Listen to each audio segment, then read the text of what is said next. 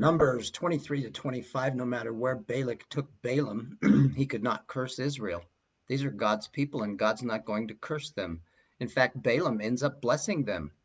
In chapter 24, Balaam even prophesied regarding the star the wise man would follow to see the Messiah after his birth. 1,500 years after this prophecy, wise men from the east, where Balaam was from, would find Jesus by the star. Amazing. In Numbers 25, the Israelites began to play the harlot with the Moabite women. Surely they were involved only sexually at first, but before long they started attending the feasts and family celebrations that involved worship of Baal, and they were sucked in. The Lord was angry, and 24,000 died by a plague. Phinehas, Eleazar's son, played a big part in turning God's wrath away and received perpetual priesthood as a result. Numbers 31 tells us that luring the Israelites in with the Moabite women was Balaam's idea. He couldn't curse them, but he could tempt them. This was the doctrine of Balaam, to influence Israel from the inside. God wasn't going to curse his people from the outside.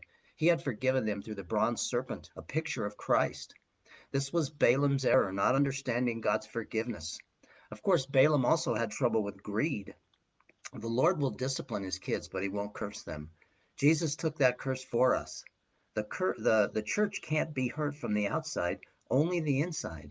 Rome fell from within. Jesus was betrayed from the inside. If we're honest, we see compromise and moral depravity chipping away at our own country right now on the inside. Boy, that's an understatement, isn't it?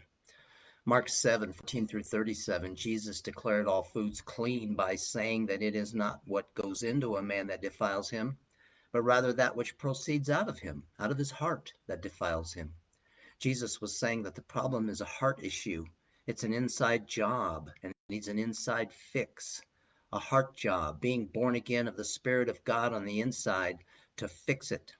Jesus gave examples of defilements that come out of the heart: evil thoughts, fornications, thefts, murders, adulteries, coveting, wickedness, deceit, sensuality, envy, slander, pride, and foolishness.